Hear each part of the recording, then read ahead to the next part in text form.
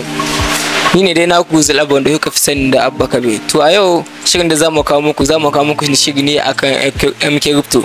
To ga muna a cikin nan jihar Kebbi, ɗaya daga cikin yan crypto, manyan yan crypto. To za mu tattauna da shi. Me gida za ka iya gaya masu kallo cikakken sunanka?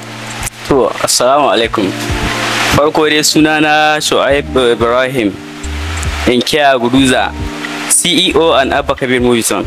To CEO na kamfanin Abba KABEER MOVIETONE. A takaice dai na tabbatar da masu kallo kun tabbatar da lalle wannan cikakken dan crypto ne, dan da gani yadda idan tun da muka fara suna kan waya yana diba wanda coins na ya faɗi wanda coins na kuma ya hau. To yanzu abin da muka so ka gaya masu kallo a cikin wannan shekara da muke ciki 2022 ga yanayin kasuwar ku ta yan crypto.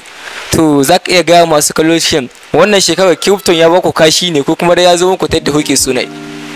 To gaskiya ba zan ce komai ba sai dai in ce alhamdulillah, saboda an samu faduwa kuma an samu riba. Dama duk abin da yake yi ko kasuwanci ne yake yi dole sai ka samu irin wannan.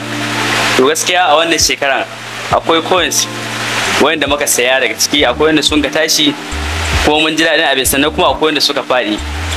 Su ma mun dai basu nan zuwa gaba magani abin da zai zama nan da har shekara 2 ko shekara nawa Allah ya so su tashi to za su tashi, amma akwai wanda mun samu riba su amma a takaice kenan kun sha kashi da yawa kenan. Gaskiya an sha kashi don wanda a area mu har wanda bai crypto shekara ga ya sha kashi kan. Ka samu su ya amin kenan sun hwala suke kenan sai Allah ya samu za su ci ba kenan sai suka sha kashi. Gaskiya sun aka ko abin banzana suna gani ana dan samun wani kuɗi sai su aka kamar ga banza maka samun su.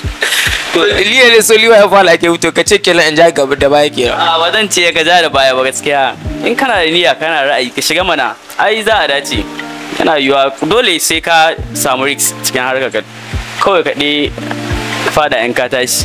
To kun ji shawarar da CEO na kamfanin Abba KABEER ya bani, ɗaya daga cikin yan crypto na jihar Kebbi. To mun gode kuma fatan masu crypto wanda kuma suke kallon wannan shiri za su ƙara hazaƙa wajen ganin cewa sun mai da hankali wajen siyan coins da me marketwa. Coins mana coins ne da kuma platform, akwai platform. To kamar yadda ake yi a ɗan juya ko a dai kaza. Okay, ko trading.